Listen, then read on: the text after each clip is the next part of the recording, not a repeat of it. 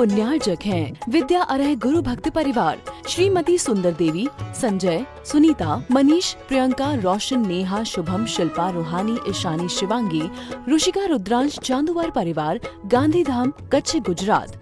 श्री सुधीर कुमार जैन, सुनीला जैन, पुत्र पुत्रवधू गौरव अंजू जैन, पोता पोती आरव जैन, पिच्छी जैन, पुत्री दामाद प्रियंका अनुराग जैन, पुत्री दामाद गरिमा जैन, अमित जैन, खतौली, उत्तर प्रदेश। श्री नेमी चंद जी, मिलन कुमार जी, शर्मिला, अनूप, दिशा, साध्विक, निशा, अमेरिका, समस्त काला परिवार, डोर नकल, तेलंगाना।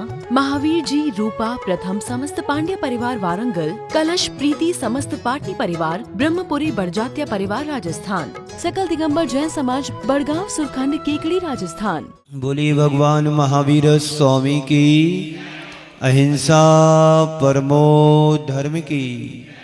परम पूज्य आचार्य गुरुवर श्री विद्यासागर जी महाराज की। परम पूज्य आचार्य श्री समय सागर जी महाराज की। परम पूज्य सुंदर सागर जी महाराज की। धर्म जीवन का आधार है। धर्म के बिना हमारे जीवन की कोई कीमत नहीं है। धर्म है तो सब कुछ है। धर्म नहीं तो जीवन में कुछ भी नहीं। आप रोज पढ़ते हैं, धर्म करत संसार सुख, धर्म करत निर्माण, धर्म पंथ साधे बिना नर त्रियंच समान। धर्म से हमारी जीवन की शुरुआत होना चाहिए। जब आप सुबह उठते हैं तो कम से कम परमात्मा के लिए एक धन्यवाद तो देना चाहिए। बोलो क्यों देना चाहिए? इसलिए परमात्मा को धन्यवाद देना चाहिए कि उसकी परम कृपा से आज का जीवन मुझे मिला। कहीं में उन लोगों की गिनती में नहीं आ गए होते कि जो देर रात बिस्तर पर सोए थे और वो सोते ही रह गए। तो इसलिए हमें धन्यवाद देना बनता है कि आपकी परम कृपा से आज मुझे आज का जीवन मिला। अब आज का जीवन पाने के बाद अब हमें क्या करना है? कल मैंने कहा था हमारा जीवन क्षण क्षण क्षीण हो रहा है। हो रहा कि नहीं हो रहा? बोलो। हम सोचते हैं कि हमारी उम्र बढ़ रही है, पर उम्र घट रही है कि बढ़ रही है? बोलिए दिनेश जी। हमारी उम्र घट रही है, बढ़ नहीं रही है। यही हम इसी जगह मूल में भूल करते हैं। लोग बड़े अच्छे से कहते कि हमारी तो उम्र बढ़ रही है, पर संत कहते हैं उम्र बढ़ती नहीं घटती है। जितनी तुम परमात्मा से उम्र लेकर के आए थे उसमें से हमारी वर्ष के कितने दिन घट गए, और आप कहते वर्ष गांठ मना रहे। वर्ष हमारी गांठ में से वर्ष निकल जाते हो, मनाते क्या है? वर्ष में गांठ मनाते हो। पर हमें धर्म ये सिखाता है कि जीवन को कैसे जीना है।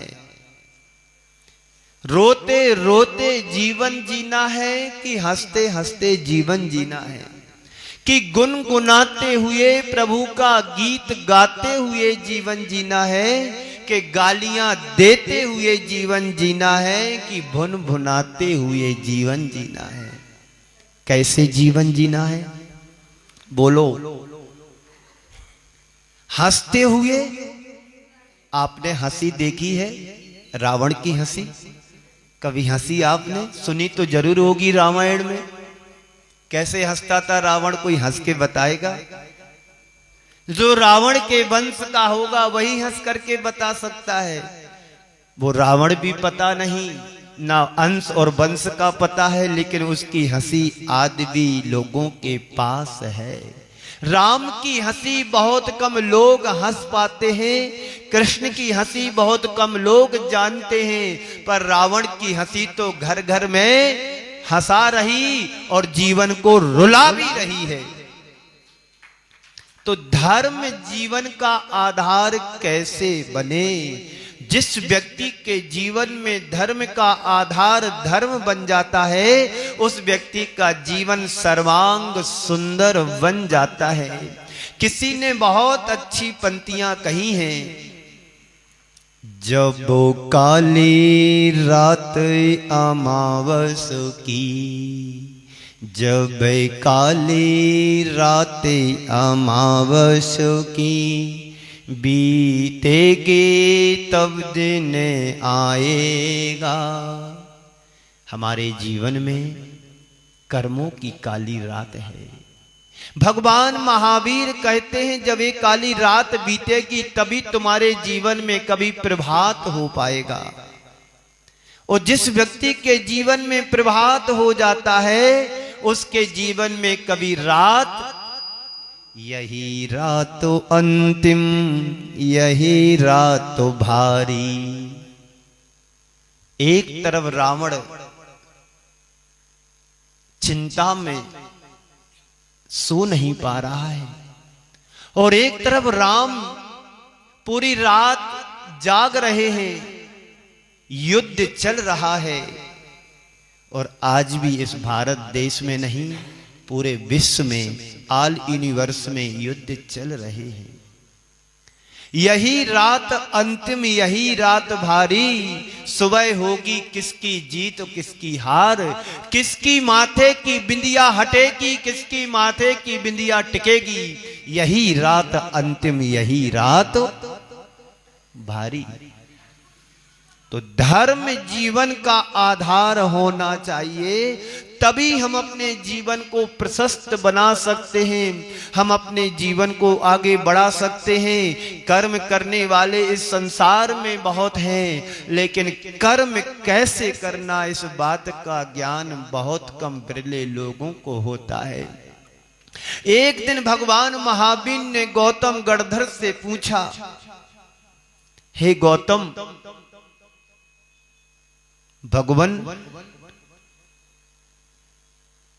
गौतम कहता है भगवान महावीर से कि भगवान हम कैसे चले?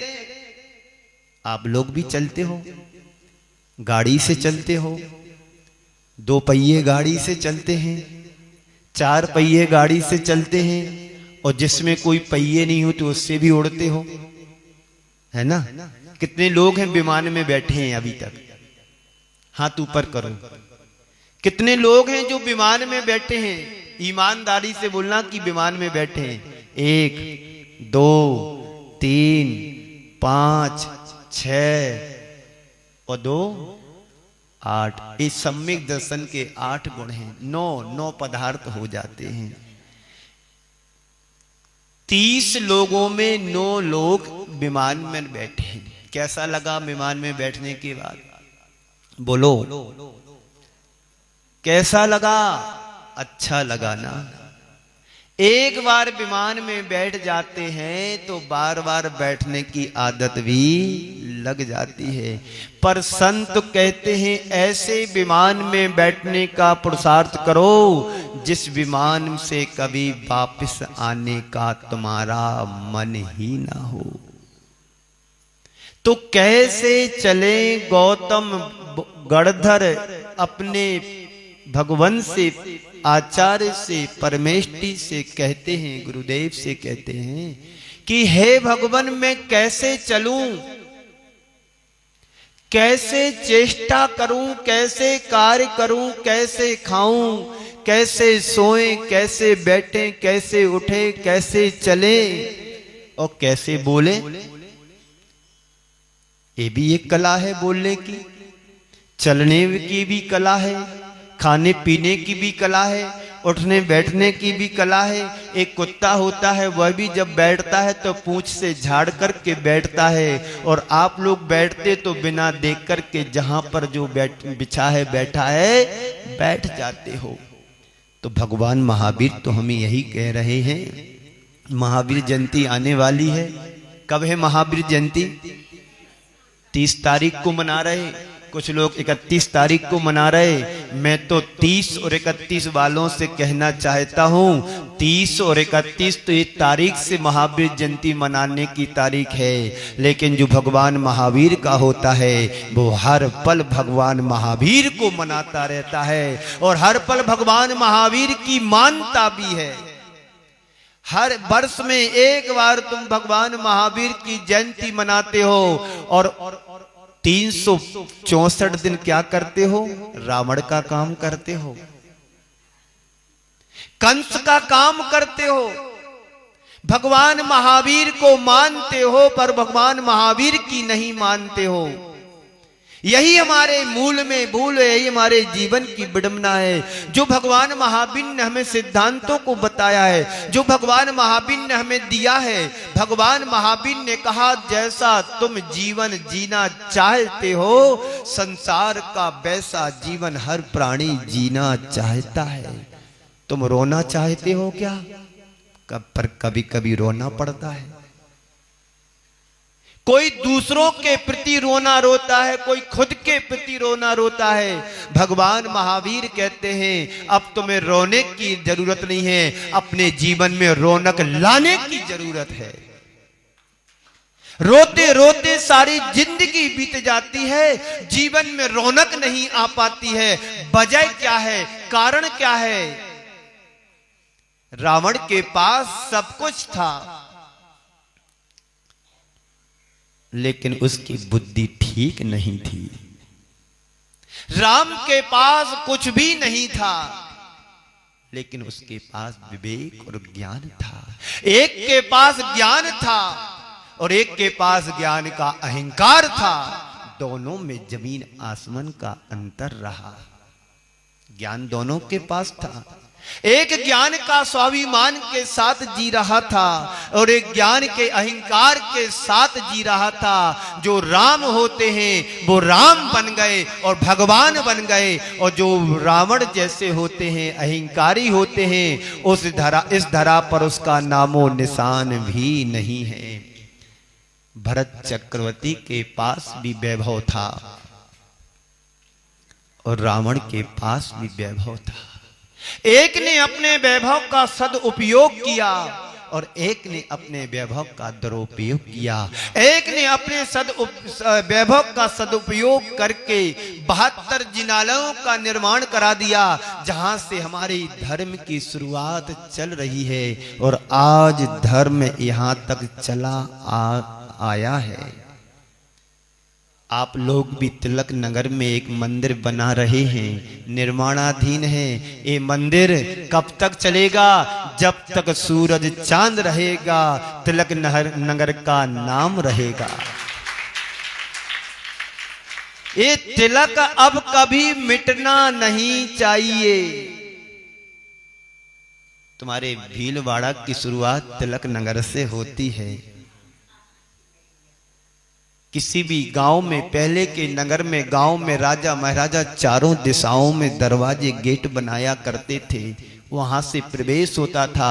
यदि कोई पूर्व दिशा से आता है तो पूर्व दिशा से प्रवेश करते थे, कोई पश्चिम से आ रहा है तो पश्चिम दिशा से प्रवेश करते थे, कोई उत्तर दक्षिण दिशा से आ रहा तो वहां से प्रवेश करते थे। और शाम ढलने के बाद चारों गेट बंद हो जाते थे, क्योंकि अब हमारे जीवन में पाप नहीं आना चाहिए। जहां पर रात होती वहां पर पाप होता है, जहां पर प्रभात होता है वहां पर धर्म होता है।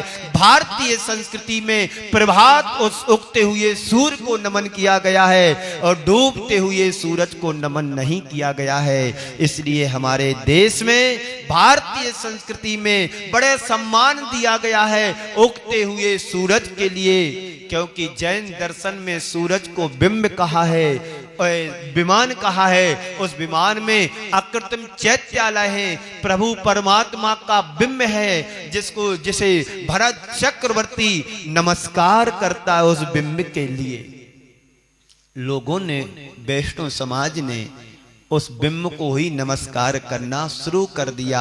बस थोड़ी सी मूल में भूल है, इसलिए उन्हें पता नहीं होने के कारण भरत चक्रवर्ती नमस्कार करता था सूर्य के विमान में बैठे हुए जिन बिंब को, तो लोग इस विमान को ही सब कुछ मान करके नमस्कार करने लगे। इसलिए धर्म को समझो और धर्म के साथ इतिहास के पन्नों को भी पलटने का प्रयास होना चाहिए। तो गौतम स्वामी ने भगवान महावीर से पूछा कि कैसे चले, कैसे बैठे, कैसे उठें, कैसे बोले, कैसे खाएं, कैसे पिएं, कैसे सोएं, जिससे मैं पाप से बच सकूं। आप लोगों ने कभी विचार किया कि कैसे चले? रोज चलते हो, चलने के बिना तो काम ही नहीं होगा। ओ, चलने के बिना तो कोई काम ही नहीं होगा। मंदिर भी जाना है तो चल कर के जाना, दुकान पर जाना तो चल कर के जाना, ऑफिस जाना तो चल कर के जाना, खेत पर जाना तो चल कर के जाना, मकान पर जाना तो चल कर के जाना, कहीं भी जाना बिना चले काम नहीं होता है। किसी से पूछो भाई क्या कैसा चल रहा है, तो कहता चल रहा है, गाड़ी चल रही है। यही ना बोलते हैं ना। तो कैसे चले, ये भी तो विचार करना है। देखो ये चले, इनने चल के भी दिखा दिया कैसे चलना है। तो कैसे चले? सावधानी से चले। आचार्य भगवान कहते हैं, एक गाथा के माध्यम से गौतम ने प्रश्न किया भगवान महावीर से, कदम चढ़े कदम चिट्ठे, कदम मासे कदम सहे। कदम चरे कदम चिट्ठे, कदम मासे कदम सहे, कदम भासे जे भुंजे जे एवं पावम ना बज्जई। बड़ा सुंदर प्रश्न किया एक गाथा के माध्यम से गौतम गणधर ने भगवान महावीर से। कदम चढ़े, कैसे चले? कदम चिट्ठे, कैसे चेष्टा करूं, यानी प्रवृत्ति कैसे करूं। आगे और पूछा, कदम सहे, कैसे सहन करूं, कैसे सोएं? कहीं भी सो जाओ, किसी भी जगह पर सो जाएं, कहीं पर भी गिर जाओ, नहीं। और कदम भास से जय, कैसे भाषा का प्रयोग करे, कैसे बोलूं। भुंजे जे, और कैसे भोजन करूं, कैसा भोजन करूं। एवं पावम ना बज्जही, जिससे पाप का बंध ना हो और पाप से बच जाएं।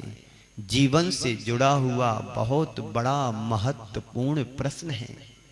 एक गौतम गणधर का ही प्रश्न नहीं रहा होगा, लेकिन पूछा तो उन्होंने है, लेकिन ये प्रश्न पूरी जनता जनार्दन का है, जो धर्म का पालन करना चाहते हैं या धर्म का पालन कर रहे हैं। उन सब के मन का ये अहम प्रश्न है कि कैसे चलें, कैसे चेष्टा करें, कैसे सोचें, कैसे बोलें, कैसा खाएं, कैसा पिएं, जिससे पाप ना हमारे जीवन में हो।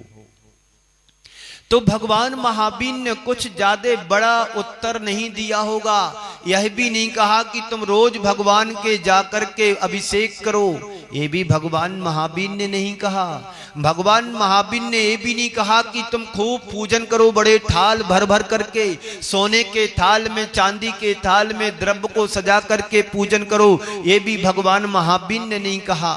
इस कार्यक्रम के पुण्यार्जक थे विद्या अरह गुरु भक्त परिवार, श्रीमती सुंदर देवी, संजय, सुनीता, मनीष, प्रियंका, रोशन, नेहा, शुभम, शिल्पा, रूहानी, ईशानी, शिवांगी, रुशिका, रुद्रांश, चांदुवार परिवार, गांधीधाम, कच्छ, गुजरात। श्री सुधीर कुमार जैन, सुनीला जैन, पुत्र पुत्रवधू गौरव अंजू जैन, पोता पोती आरव जैन, पिच्छी जैन, पुत्री दामाद प्रियंका अनुराग जैन, पुत्री दामाद गरिमा जैन, अमित जैन, खतौली, उत्तर प्रदेश। श्री नेमी चंद जी, मिलन कुमार जी, शर्मिला, अनूप, दिशा, साध्विक, निशा, अमेरिका, समस्त काला परिवार, डोर नकल, तेलंगाना। महावीर जी, रूपा, प्रथम, समस्त पांड्या परिवार, वारंगल। कलश, प्रीति, समस्त पाटनी परिवार, ब्रह्मपुरी बड़जात्या परिवार, राजस्थान। सकल दिगंबर जैन समाज, बड़गांव, सुरखंड, केकड़ी, राजस्थान।